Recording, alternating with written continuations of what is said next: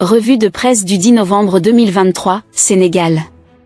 Nomination controversée à la Sénat, Amadou Ba dénonce une violation de la loi. Amadou Ba, membre de la direction du défunt parti PASTEF, a vivement critiqué la nomination d'Abdoulaye Sylla en tant que président de la Commission électorale nationale autonome, Sénat.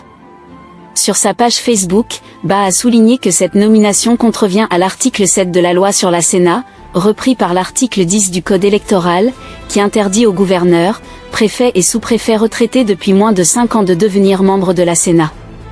Il soutient que cette nomination constitue une violation de la loi, soulignant que ces anciens responsables ont été des acteurs directs du processus électoral et des dernières élections. Retour de Karim Wade au Sénégal, c'est un Qatari, prêt à investir massivement des pétrodollars. À l'approche des élections présidentielles de 2024, l'attention se porte sur le retour de Karim Wade, candidat du Parti démocratique sénégalais, PDS. La confirmation récente de son éligibilité, conjointement avec Khalifa Sall, suscite des spéculations sur son impact électoral potentiel.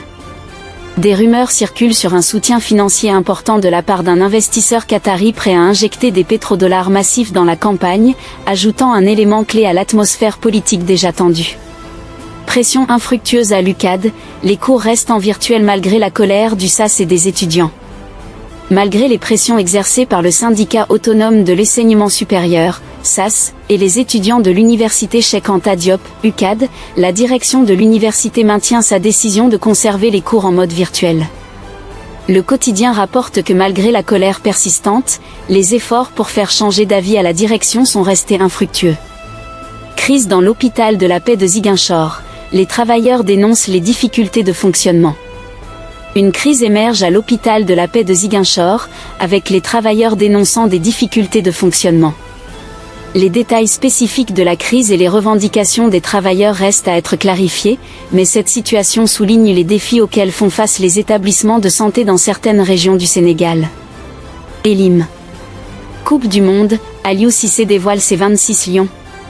Le sélectionneur de l'équipe nationale de football, Aliou Cissé, a annoncé la liste des 26 joueurs qui représenteront le Sénégal dans les éliminatoires de la Coupe du Monde. Les attentes sont élevées, et les supporters attendent avec impatience les performances de l'équipe nationale dans cette compétition majeure. Stade parcelle vandalisé, Mamadou Lamine Diop invite les ASC à plus de fair-play. Mamadou Lamine Diop a réagi aux actes de vandalisme survenus au stade municipal des Parcelles Assainies en octobre dernier, lors du match opposant deux ASC de la zone 8B, Jambi et Entente. Il a appelé les associations sportives et culturelles, ASC, à faire preuve de fair-play et à promouvoir un environnement sain dans le cadre de la compétition sportive locale.